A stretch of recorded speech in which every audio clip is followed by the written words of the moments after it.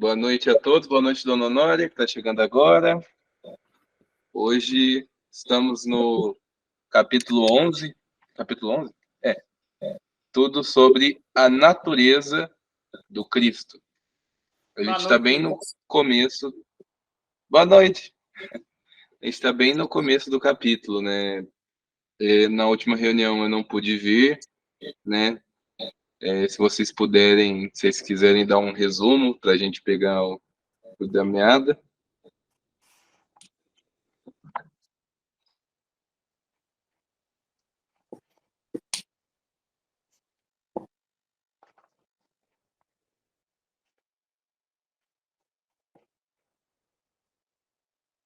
Ana, se você estiver falando, seu microfone está fechado.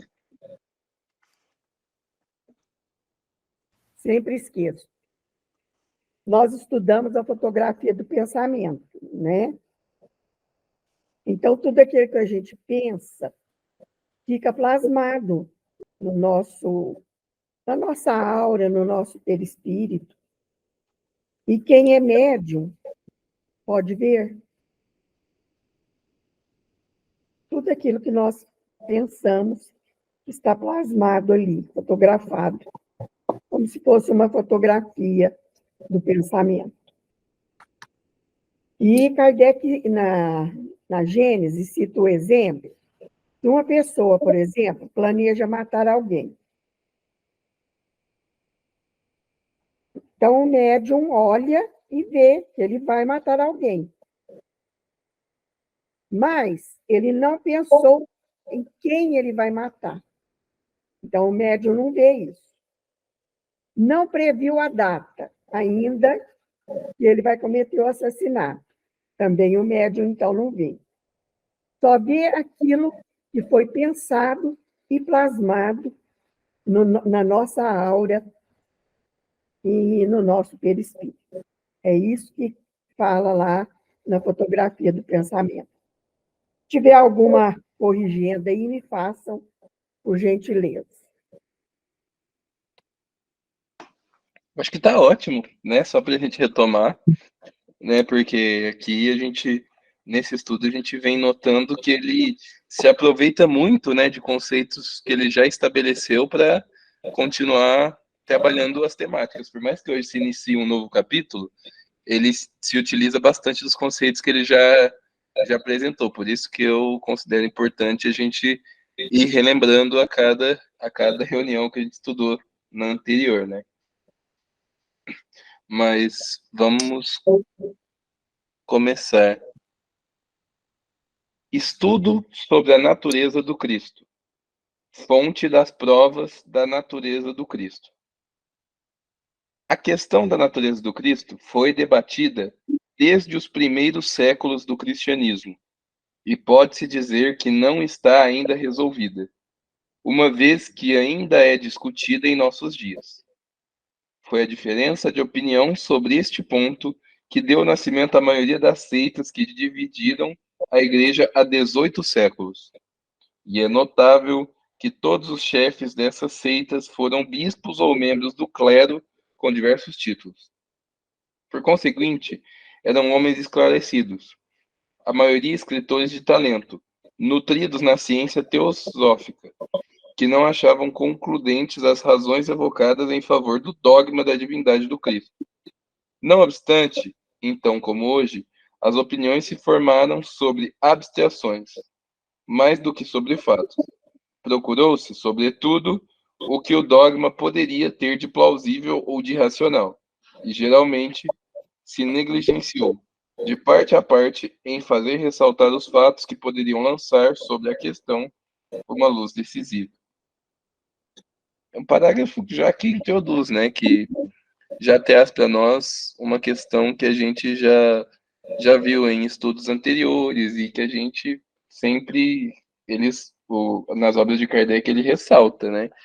E quanto maior o nosso grau de adiantamento, maior a nossa compreensão, né? De como o universo ele se rege, de como as leis, né? Da vida, né? Que a gente estuda, elas se operam, né? E como que o nosso entendimento sobre a mecânica do universo ele se aprimora, né? De tempo em tempo.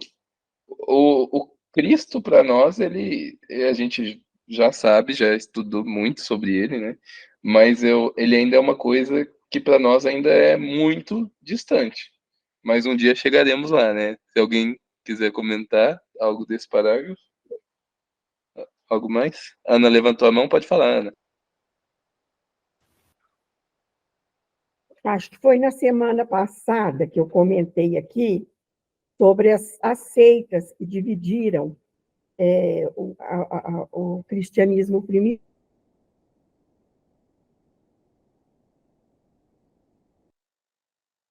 Ana, você fechou o seu microfone sem querer no meio da explicação. Ah, deixa eu repetir, então. A semana passada, acho que eu falei aqui das seitas que dividiram o cristianismo primitivo, que eram chamadas as heresias primitivas. Só que eu falei que eu não lembrava os nomes, eu tinha esquecido. Aí eu fui ver. Eu não lembro se foi na sexta que eu falei isso, ou se foi no outro estudo, mas acho que foi na sexta mesmo. Pois sim, até o Vitor, o outro Vitor, estava presente. Então, eu fui procurar, né, para relembrar. Essas seitas foram uma das heresias, foi o arianismo, com a questão da trindade. Deus Pai, Deus Filho e Deus Espírito Santo. E o arianismo ele foi criado por Ário, na Alta Idade Média. E essas heresias elas foram feitas por bispos que foram contra a Igreja Ortodoxa, contra a Igreja que estava estabelecida. Então, ele era presbítero de Alexandria, no Egito, esse Ário. E ele, então, ele era contra a Trindade, porque ele dizia que Jesus não era Deus. Jesus é filho de Deus, criado por Deus. A Igreja Ortodoxa considerava heresia e punia os hereges. Punia com a pena de morte. Eles eram perseguidos, e eles foram muito combatidos, os arianos, por Santo Atanásio. Era tudo bispo lá das igrejas primitivas. Quem leu aquele livro Esquina de Pedra, lá conta a história das primeiras igrejas que foram surgindo naqueles locais por onde Paulo passou. Por onde Paulo passava, ali era fundada uma igreja. E essas igrejas foram acordando umas das outras e aquilo que era professado pela Igreja Ortodoxa tinha que ser cumprido, senão estava fora. Houve também os chamados cátaros no sul da França. Os cátaros, eles tinham uma visão dualista do bem e do mal. O que é isso? Uma visão dualista do bem e do mal. Eles acreditavam que havia duas forças poderosas, com o mesmo poder. O bem com o mesmo poder do mal. E nós sabemos que não. Nós sabemos que não. Nós sabemos que o mal ele não existe como uma força contrária, oposta ao bem. O mal é sombra. Ele não tem o mesmo poder do bem. O demônio, como diz a igreja, não tem o mesmo poder do anjo. O anjo tem mais poder. O anjo é que tem poder, e não o demônio. E eles colocam como se o demônio tivesse um poder divino. Faz e desfaz aquilo que quer. E não é bem assim, né? Tem também as heresias valdenses, que não acreditavam em autoridade dos homens, em papa, certo? e bispo, a única autoridade provinha de Deus. E isso provocou muitas dissidências. E é isso que está falando aí, ó, que nos primeiros séculos do cristianismo houve, né, muita discussão em torno da natureza do Cristo e que não foi resolvida até hoje. Era isso que eu queria falar para vocês, sobre essas chamadas heresias primitivas, que iam contra a Igreja Ortodoxa, o cristianismo ortodoxo. E tem Pedro como primeiro papa, o fundador da primeira igreja, né? Toda aquela história que a gente conhece, todos vocês conhecem. Então, existiram essas chamadas heresias aí. Todas elas eram feitas por clérigos e bispos das diferentes igrejas que se formaram, com opiniões diferentes, contraditórias.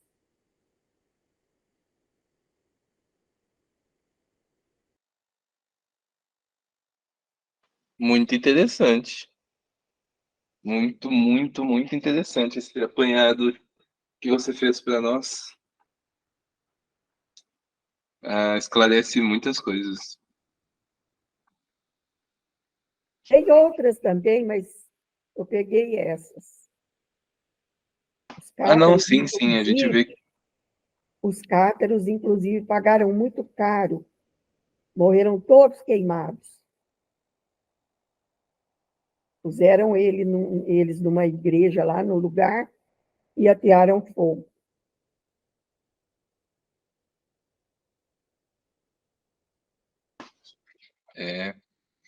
A intolerância era um pouco. Era em voga a Era brava. intolerância. A intolerância era brava. Era complicada a situação. Mas vamos dar continuidade aqui. Mas onde encontrar esses fatos, se isso não for nos atos e nas palavras de Jesus? Jesus, nada tendo escrito, seus únicos historiadores foram os apóstolos, que eles não mais nada escreveram quando vivos, não tendo nenhuma história profana contemporânea falado dele. Não existe sobre a sua vida e a sua doutrina nenhum outro documento senão os evangelhos. Portanto, é ali somente que é necessário procurar a chave do problema.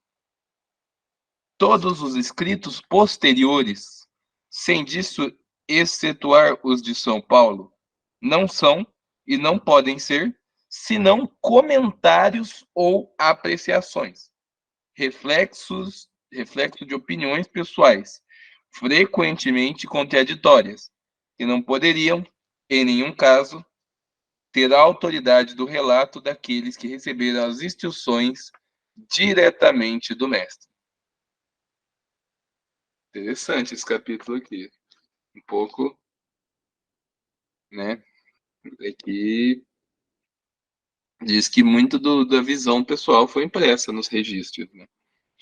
Muito da visão pessoal, e por isso que às vezes há contradições, né? Até mesmo acho que no entendimento que cada um teve da mensagem que foi passada. Se até hoje a gente está tentando desvendar a real mensagem, né? A mensagem, ao mesmo tempo que ela é clara. Peraí, se eu permitir, tem mais alguém que. Aqui.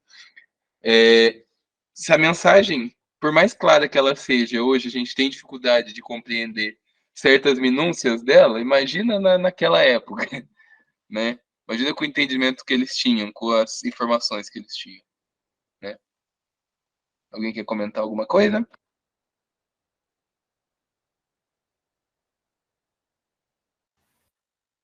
Então, eu tenho um livro aqui da maior autoridade em estudos bíblicos do mundo. Ele chama-se Bart Ehrman.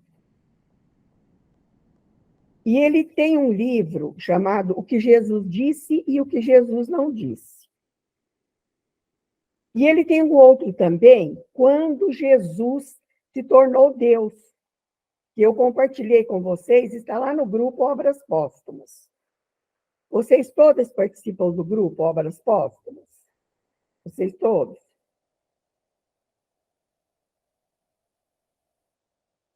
A senhora participa, dona Honório? No começo do estudo? É um grupo que tem no WhatsApp. Eu não lembro, não. Obras Póstumas. E eu compartilhei lá com o livro do Bart Ehrman, que é a maior autoridade em estudos bíblicos do mundo. Ele é professor universitário, certo? Então, lá no grupo eu compartilhei quando Jesus se tornou Deus. Se vocês quiserem ler, está lá. Se vocês não participam do grupo, pede para o Antônio Carlos adicionar vocês no grupo. E eu tenho um outro aqui, livro físico. Esse eu compartilhei em PDF. Mas eu tenho um aqui físico, do mesmo autor, Bart Ehrman, que chama O que Jesus disse e o que Jesus não disse. Então, tem muita coisa nos evangelhos que Jesus não disse. Por isso que Kardec pegou apenas a parte moral. Ele deixou todos esses atos da vida comum do Cristo fora, porque interessava só a parte moral. Porque tem muita incoerência, muita contradição nos próprios evangelhos. Nos próprios evangelhos. Então, vejam bem. O que o Bart Ehrman fala? Ele diz o seguinte: quando porque tinham os copistas, que faziam as cópias dos evangelhos. E de cópia em cópia, muitos dos documentos se perderam, aqueles pergaminhos envelheciam, eram comidos pelas traças, ficava um buraquinho, e as palavras se perdiam. E os copistas não sabiam ler, eles sabiam apenas copiar. Veja bem. Então, quando faltava uma palavra, eles punham por conta deles. Colocavam por conta deles. Punham ali a palavra que queriam para substituir. Então, de cópia em cópia, aquela pureza do evangelho foi se perdendo. Então, os próprios evangelhos, que fala aqui que são a chave para a solução do problema, não são também uma chave completa. Certo? Então, por isso que o Kardec deixou fora. E pegou só a parte moral. Porque essa não tem o que discutir. Certo? Então, tem muita coisa que Jesus não disse. Lá no livro fala tudo. O que é que ele disse, o que é que ele não disse, o que é que foi acrescentado, o que é que foi modificado, porque tem muita mexida ali.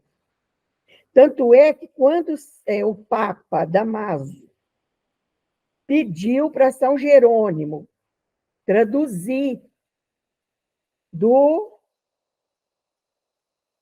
latim, acho que é do latim, ou traduzir para o latim, que eu não me lembro agora também, que é muita coisa para guardar na cabeça. Então, Jerônimo falou assim: olha, você está me dando uma responsabilidade muito grande, mas eu vou fazer. Aí São Jerônimo fez a tradução. Mas aí também muita coisa vai se perdendo, muita coisa foi sendo diluída com o tempo. Então, tem muita coisa que Jesus não disse. Tem o que ele disse, mas tem também o que ele não disse. Isso é comprovado cientificamente.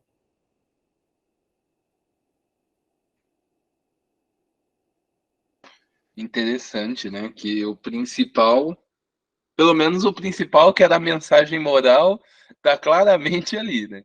O mais importante. Pelo menos a gente conseguiu salvar a parte importante, né? Mas interessante, eu não sabia disso, né? Por isso que é uma leitura, esse estudo em grupo, ele é tão importante. A gente até anotei os nomes aqui, e inclusive, para quem não está no grupo, eu deixei o link que a Ana mandou no grupo do livro, Quando Jesus se tornou Deus, nos comentários da reunião, no chat da reunião. Se vocês quiserem acessar por lá, eu anexei o link lá, né? Mas vamos continuando. Ana, seu microfone está fechado. Mas aí a dona Honória e a Exaltina, se não participam do grupo, pede para o Antônio Carlos colocar vocês, porque é só ele que pode.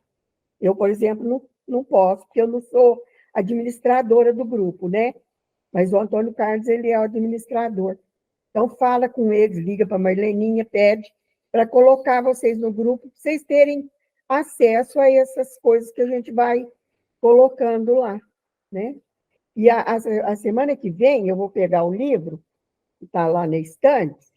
Eu estou tão bem acomodada aqui na minha poltrona que não dá para levantar para ir pegar. Mas a semana que vem eu vou lembrar e vou pegar o que Jesus disse, o livro, e mostrar para vocês. Pelo menos a capa, para vocês verem. Certo? É muito interessante. Fala muita coisa mesmo. Importante, né? Importante a gente ter afinco também nos estudos, até para a gente não cair em acreditar em falsas crenças e tudo mais, mesmo que de Isso boa fé. mesmo. Você ponderou muito bem. Por isso que a gente precisa estudar, ler, né? E não acreditar também só nos espíritos. Não que a gente duvide do médium. Por exemplo, tem gente que ataca o Chico, ataca o Divaldo.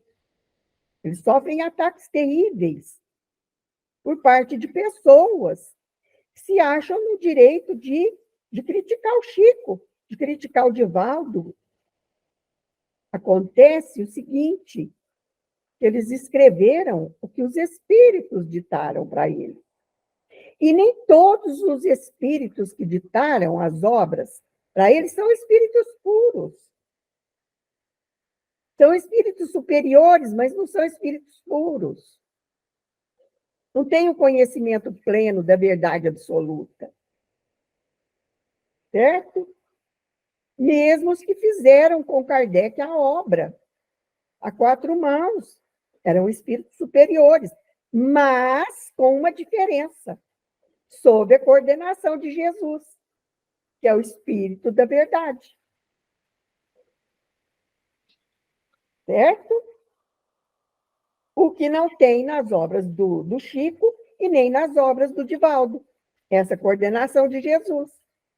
Não tem. E a prova que o Espírito de Verdade é Jesus está lá. Venho como outrora entre as ovelhas desgarradas de Israel, trazer-lhes a verdade. Está lá no Evangelho, na introdução do Evangelho, segundo o Espiritismo. Não precisa prova maior. Quem é que veio outrora entre as ovelhas desgarradas de Israel? Jesus. Certo? Então, tem tudo isso para a gente analisar. Tudo isso. E é importante, como o João Vitor falou. Por isso que é importante estudar, ler, aprofundar, né? Para não ir caindo aí em qualquer armadilha, vamos dizer assim. Teve um que deu uma palestra no Luz de Amor esses dias para trás, eu vi ele falando também que o Espírito de Verdade que ditou as palavras foi Jesus, né? Ele falou na palestra dele na quinta-feira. Eu esqueci qual que foi deles que deu a palestra. Ele falou isso daí. O Espírito de Verdade, né? Que eles falam é Jesus, né? que ditou. Então, a obra de Kardec, ele teve a supervisão de Jesus, que as outras obras não têm. São só os espíritos que falam, mas não teve aquela supervisão de Jesus, conforme a obra de Kardec teve. Esse é o pequeno grande detalhe que separa, né? Mas já citando o próprio Evangelho, que você já trouxe a questão do Espírito de verdade, o Kardec mesmo ele fala que fé inabalável só é a que pode encarar frente a frente a razão em todas as épocas da humanidade.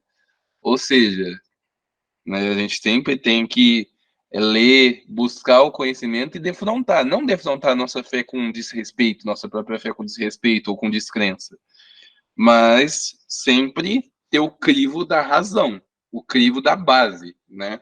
Tanto é que o Obras Póstumas aqui, ele não entra, né, nas obras básicas, mas ele vem ampliar muito, trazendo essa questão de novo, né? Que ele vem muito ampliar do que a gente já sabe, do que a gente já estudou. Ele vem ampliar, trazer alguns pontos que talvez não cabia bem explorar naquele momento, ou aprofundar algumas coisas que ele só citou por alto, né, ou que não convinha naquele momento, ou que não dá, não, a espiritualidade considerava que não era o momento de que soubéssemos, né? E por isso que é importante sempre ter o estudo, a razão, até isso que a gente está fazendo aqui em grupo, para a gente aumentar o nosso arcabouço de ideias, né? O nosso arcabouço de informações, de conhecimento, para que possamos também disseminar esse conhecimento, disseminar, né, às vezes defrontados com alguma situação em que temos dúvida, a gente poder ter, às vezes, conhecimento, essa razão e falar, não, espera, discernir, né, separar o joio do trigo, porque hoje é um fenômeno inevitável que com a internet, que com todo mundo tendo um espaço ali para falar, para se abrir, muitas ideias que são descabidas,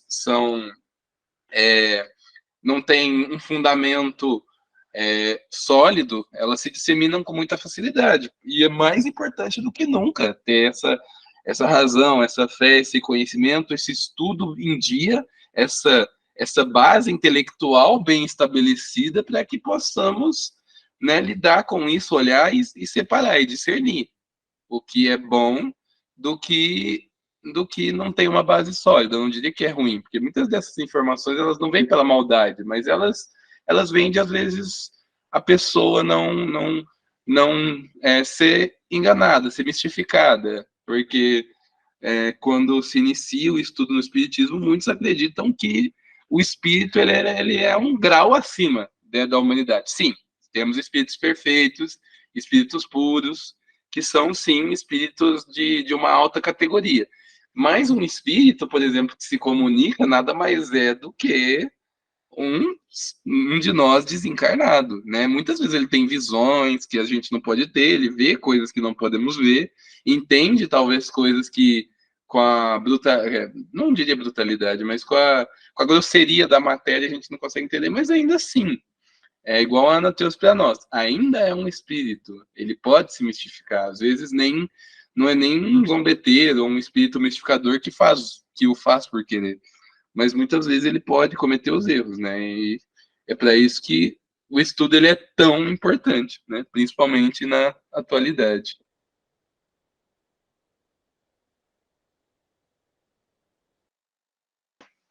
Acho que podemos continuar. A Ana mandou um joinha para nós. Sobre essa questão, como sobre as de todos os dogmas em geral, o acordo dos pais da Igreja e outros escritores sacros não poderia ser evocado como argumento preponderante nem como uma prova irrecusável em favor de sua opinião, tendo em vista que nenhum deles pôde citar um único fato, fora do Evangelho, concernente a Jesus. Nenhum deles descobriu documentos novos desconhecidos de seus predecessores. Os autores sacros não puderam, senão, voltar sobre o mesmo círculo, dar a sua apreciação pessoal, tirar consequências de seu ponto de vista, comentar sob novas formas e com mais ou menos desenvolvimento as opiniões contraditórias. Todos os do mesmo partido deveram escrever no mesmo sentido, se não nos mesmos termos, sob pena de serem declarados heréticos, aí o que a Ana já trouxe para nós, como foram Orígenes e tantos outros. Naturalmente, a igreja não colocou entre seus pais senão os escritores ortodoxos do seu ponto de vista. Ela não exaltou, santificou e colecionou, senão aqueles que tomaram a sua defesa, ao passo que rejeitou os outros e destruiu os seus escritos tanto quanto possível. O acordo entre os pais da igreja, portanto, nada tem de concludente, uma vez que é uma unanimidade de escolha formada pela eliminação dos elementos contrários. Se leva em consideração tudo o que foi escrito pró e contra, não se sabe muito de que lado penderia a balança. Então, Orígenes foi um padre da Igreja Católica e Orígenes era reencarnacionista. Veja bem, Orígenes era reencarnacionista. Ele acreditava na reencarnação.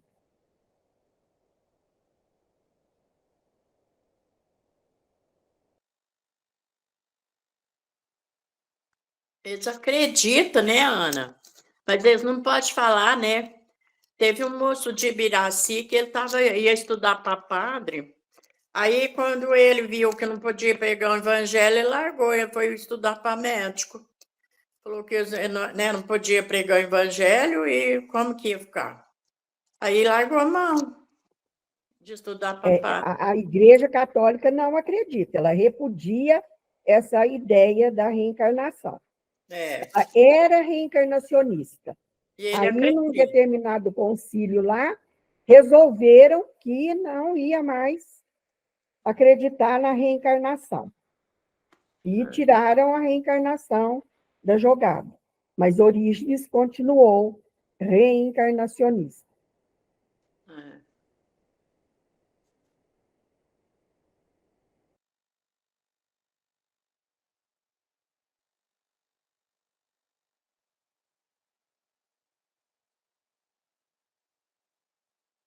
Interessante também, né, aproveitando essa questão que a Ana trouxe do Orígenes, olha só, mais uma coisa que eu não sabia. Hoje eu estou aprendendo muito aqui, né? Como se diz o dito popular, na verdade, ela sempre aparece, né? Então, o Orígenes, ele era reencarnacionista, a igreja, se não me engano, salvo engano meu, a Ana falou que em algum momento era reencarnacionista, né? E eu acho que isso é motivo de tranquilidade para nós, de que mesmo que muitas vezes caíamos em enganos, no momento a verdade chega, né, até nós. A verdade ela prevalece, né? Pelo crivo da razão, pelo crivo da ciência, né? Voltando ao que a gente já havia dito anteriormente, né? E até mesmo o próprio Jesus, ele, né, falou sobre questões reencarnacionistas da passagem do Elias que já viera, que muitas vezes ela é distorcida, eles têm a própria explicação, eu não me recordo qual é a explicação das outras igrejas para essa passagem, mas tá aí, de que o espiritismo ele nunca foi, por falta de palavra melhor que me ocorre, ele nunca se escondeu, né? Ela sempre teve aí, mas conforme a nossa capacidade de entendimento. O espiritismo ele sempre teve caminhando aí, a gente já encontra evidências, né? Até desse padre que a Ana falou, que ele tinha essas ideias, a gente sempre encontra evidências, né, desse pensamento que veio crescente, né? Lógico que hoje em dia a gente tem mais, perdão, que a gente tem mais conhecimento, mais entendimento sobre a questão, mas que ele sempre esteve aí caminhando.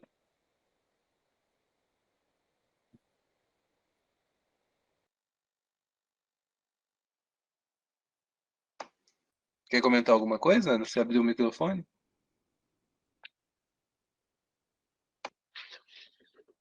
Agora você fechou.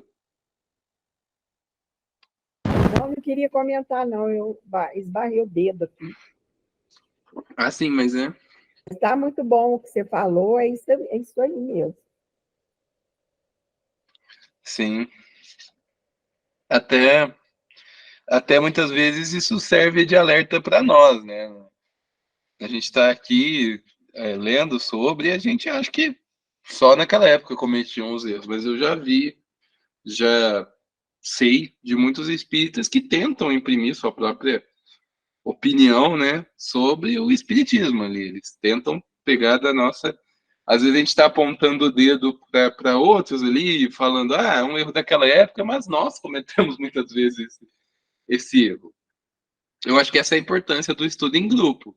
Às vezes a minha interpretação é um pouco equivocada, às vezes a interpretação do outro, ela traz um tom que talvez, às vezes, eu entendi diferente e assim a gente chega em algo mais concreto, sai de algo mais subjetivo para algo mais concreto, né? Que nada mais é do que realmente o estudo, chegar em algo concreto, um consenso, né? Não geral, né? Mas um consenso do que é sólido, trazer bases sólidas para o nosso estudo, né?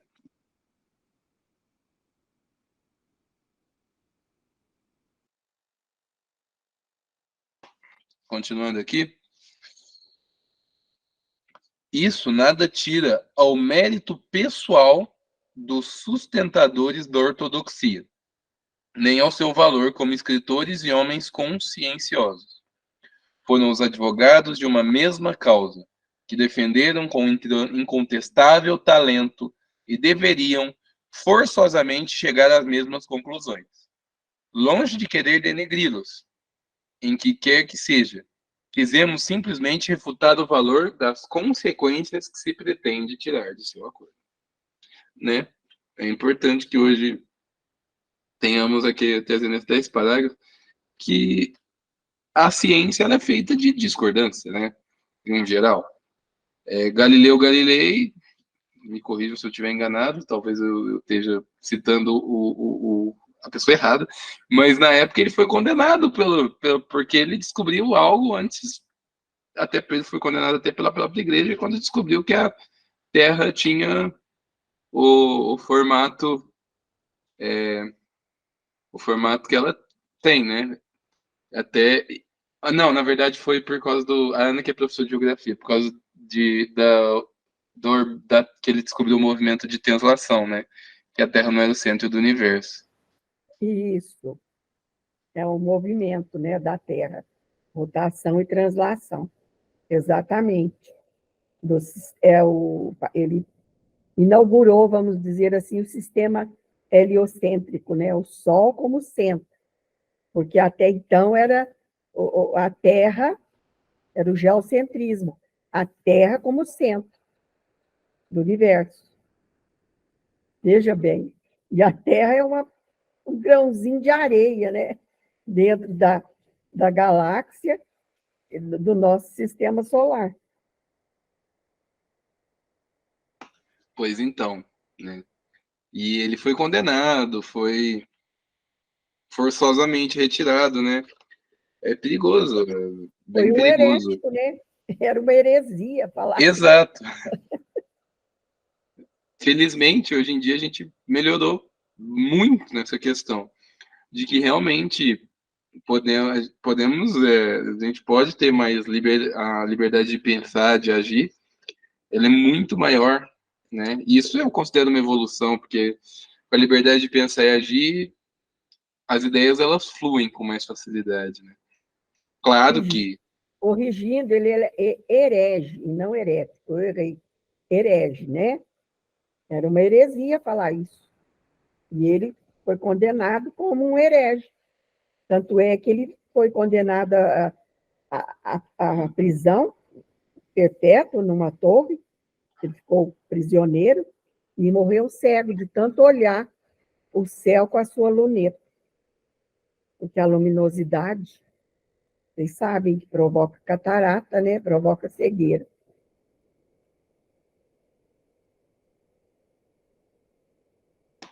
Pois então.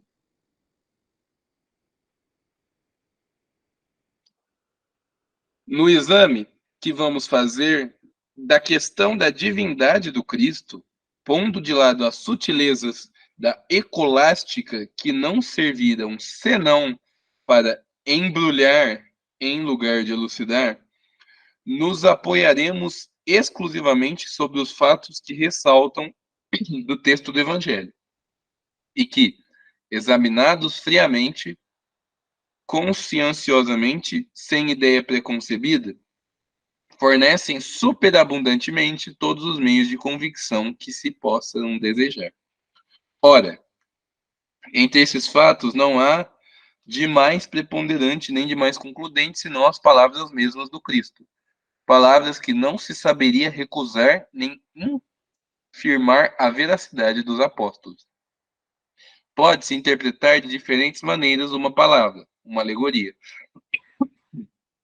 Mas afirmações precisas, sem ambiguidade, 100 vezes repetidas, não poderiam ter um duplo sentido.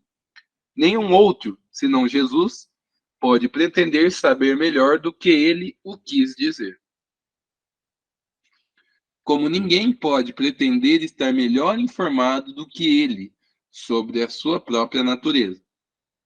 Quando ele comenta as suas palavras e as explica, para evitar todo equívoco, deve-se confiar nele, a menos lhe neguemos a superioridade que se lhe atribui, e substituamos a sua própria inteligência, se foi obscura em certos pontos, e a sua própria inteligência.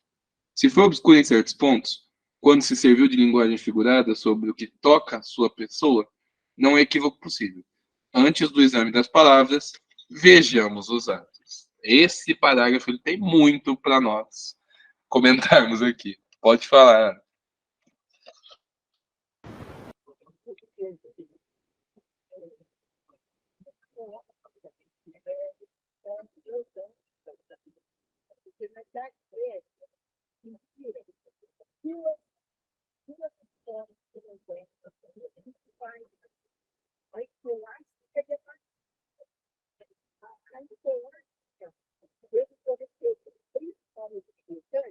Santo Tomás de Aquino seguiu as ideias de Aristóteles, do aristotelismo. E a patrística que estão representando foi Santo Agostinho, que era neoplatônico, seguia as ideias de Plotino, que foi discípulo de Platão. Certo? Então, a Igreja Católica ela tomou o caminho da escolástica. E o Espiritismo tomou o caminho da patrística, vamos dizer assim, com Santo Agostinho como grande expoente, como um espírito superior que contribuiu muito para a codificação do Espiritismo, para a organização, vamos dizer assim, do Espiritismo. A Igreja Católica pegou Santo Tomás de Aquino e o Espiritismo pegou Santo Agostinho. Então, Santo Agostinho tem uma contribuição enorme na obra de Kardec. Tanto é que uma das principais questões, na minha opinião, que é a questão 919 e 919A, com seu desdobramento, que fala sobre o autoconhecimento, cuja lição é dada por Santo Agostinho. E Kardec pergunta: qual o meio mais eficaz para se melhorar na vida e vencer as tentações do mal? Aí vem o Espírito Santo Agostinho e responde: um sábio da antiguidade já nos disse: homem, conhece-te. Por quê? A frase todinha é essa assim, ó: homem, conhece-te, porque se o que procuras não encontrares dentro de ti, não encontrarás em lugar algum. Conhece-te e conhecerás o universo e os deuses. Essa era a frase completa. Então, veja bem, Aristóteles mais para o lado do materialismo, e Santo Agostinho mais para o lado do espiritualismo. Por isso que a Igreja Católica é tão materialista. E é. Não adianta falar que é espiritualista, porque não é. Certo? Não é. Justamente por ter seguido mais as ideias de Aristóteles e cujo expoente é Tomás de Aquino, que é o santo da Igreja Católica.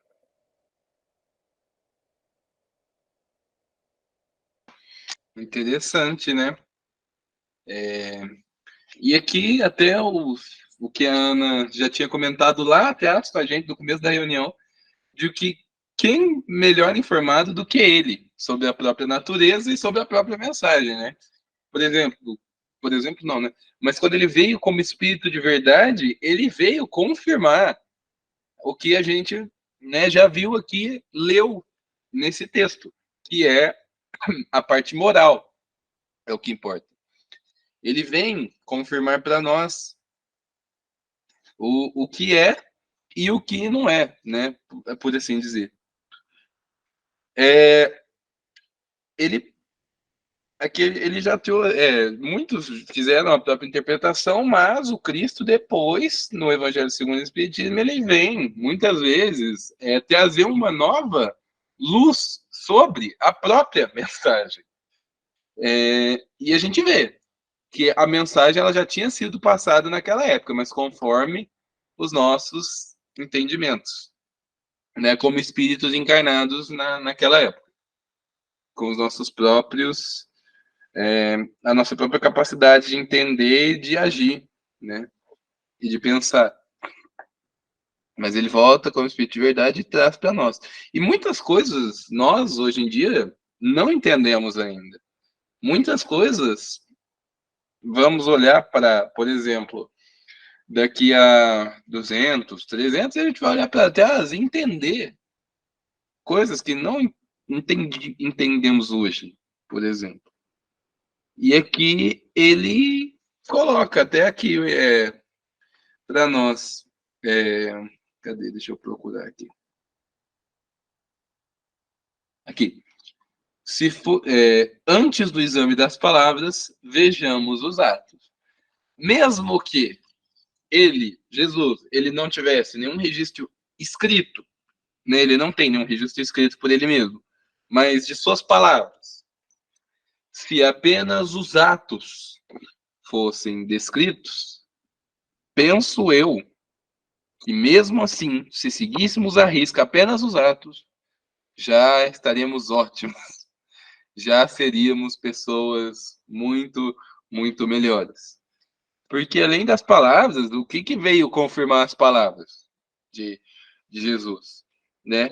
Porque havia muita oposição, né? Havia muita resistência à mensagem na época de Cristo. O que veio confirmar a autoridade?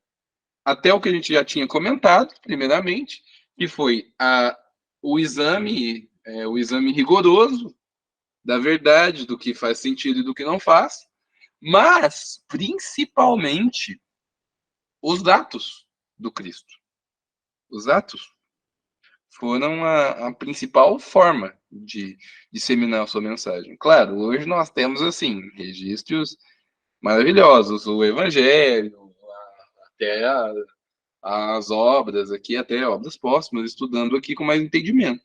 Mas bastasse seguirmos a mensagem, né, de autoridade moral que o Cristo trazia para nós, e nós já teríamos, né, como se diz, ele é o modelo e guia da humanidade. Então, bastasse soubéssemos de suas atitudes e, né, claro, as palavras são importantes para trazer um entendimento, mas bastasse que soubéssemos de suas atitudes para que e seguíssemos para que tivéssemos um modelo de perfeição imensurável.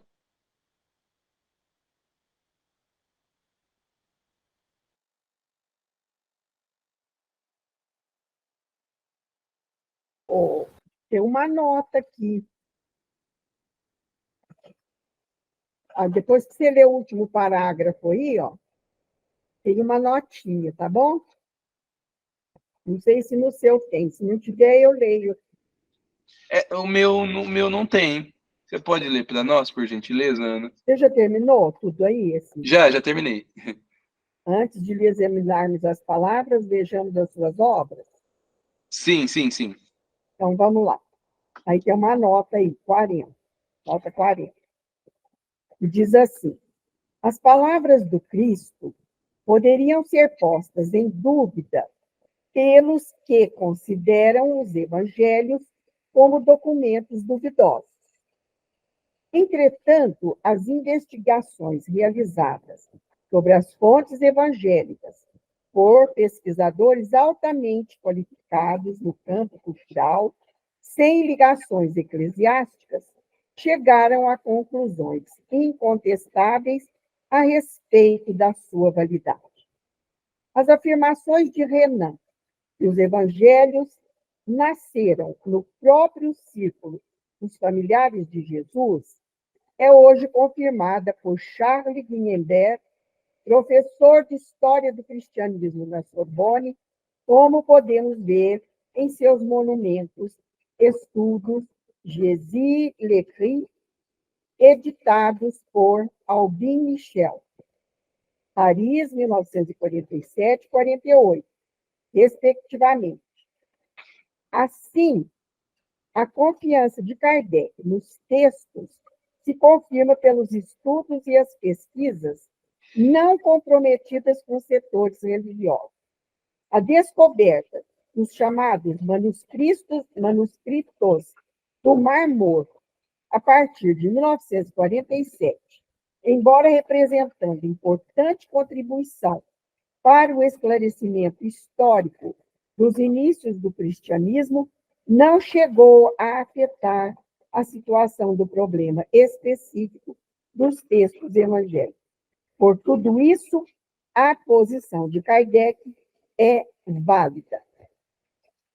Nota do revisor. O meu também não tem essa nota. Dia a Marlene falou numa nota, eu procurei, o meu não achei. Então, é isso aí. Pois é, sim. Eu achei uma nota muito interessante que aqui enriquecedora. Interessante. Renan foi um grande estudioso dos evangelhos. Pois é.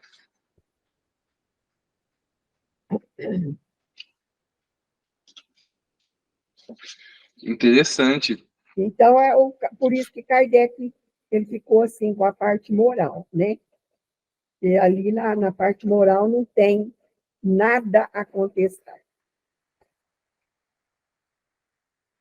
É tudo muito válido.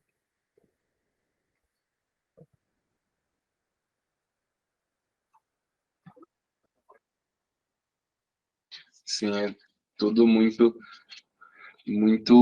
válido. E a parte moral está justamente no Evangelho segundo o Espiritismo. Ali está a moral cristã, que é resultado, aliás, a moral espírita, que é resultado da moral cristã. Está no Evangelho segundo o Espiritismo. Exatamente, né? E é a parte que condensada mais nos importa, né? E com essa questão do próprio Jesus, seu espírito de verdade, é como a gente havia comentado, né? Ele vem trazer a parte mais importante para nós. Ele vem, como diz, trazer o nosso olhar para o lugar certo na hora de fazer os estudos, né? Claro, é como a gente citou ali atrás. A importância do crivo, da razão, a importância do estudo, do constante aprendizado, né? E as ideias falaciosas, as ideias que não são tão condizentes, elas vão, né, caindo por terra. Falando de evolução, né, material, né, a gente fala de evolução, quando se estuda evolução, antes de Darwin, tinha Lamarck, tinha outros de geração espontânea, que eu não vou lembrar o nome. E não é que essas teorias elas sejam completamente inválidas, né? Eu acho que é importante ressaltar isso, por mais que seja bater na minha, parece que eu estou batendo na mesma tecla, mas não é que essas teorias elas sejam inválidas. É conforme a nossa compreensão. E se a gente for lançando um olhar para trás, a gente vê que em certa monta ali, a gente pegou o conhecimento e às vezes com o que a gente tinha, a gente montou. É como se a gente pegasse um quebra-cabeça, alguns blocos e montasse a construção errada. E é isso que a gente quer, acho que é o nosso objetivo como coletivo, construir algo da maneira certa e vendo o que não se encaixa ou o que se encaixa melhor. Como coletivo, acho que estudar, fazer esse estudo é de suma importância para que a gente não cometa esses erros, para que a gente não distorça a mensagem que o Cristo traz para nós, né? Porque é como eu tinha dito, né? Até hoje vemos espíritas distorcendo mensagem, vemos, né? Ou acreditando em coisas que estão fora do que é a base, né, do espiritismo, que é Kardec, né? É a famosa frase: sempre na dúvida, sempre opte pela razão, ou sempre fique nas bases de Kardec, né? Mas a verdade ela vai se revelando com o tempo. Então, o que nos resta é determinação, determina ação para continuarmos agindo, né, estudando, e muita paciência para que a gente vá se aperfeiçoando dos nossos conhecimentos, né? Essa reunião de hoje ela foi muito enriquecedora, tanto é que eu nem vi a hora passar. Muitos conhecimentos novos. E esses manuscritos do Mar Morto aí, em 1947, no Egito, um pastor estava lá pastoreando as ovelhas e ele acabou entrando lá numa caverna e ali ele descobriu vasos fechados, mas ele abriu e ali tinha uns pergaminhos enroladinhos com todos os evangelhos. Ali foi encontrado o Evangelho de São Tomé, o Evangelho de Maria Madalena, certo? Mas nada disso são considerados os evangelhos apócrifos.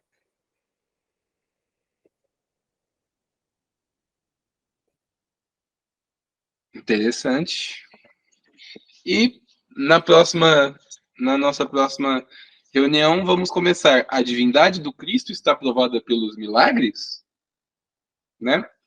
Vamos nos aprofundar nesse assunto que hoje já nos trouxe discussões interessantíssimas e na próxima reunião vamos nos aprofundar um pouco mais nisso, né? Espero que tenham gostado, espero que tenham aprendido bastante, que eu acho que é isso que é importante, a gente sair melhor do que a gente chegou daqui, com mais conhecimentos, com mais discernimento, com mais clareza, né, em todos os sentidos, seja uma clareza, uma leveza espiritual e uma clareza de pensamento, de raciocínio.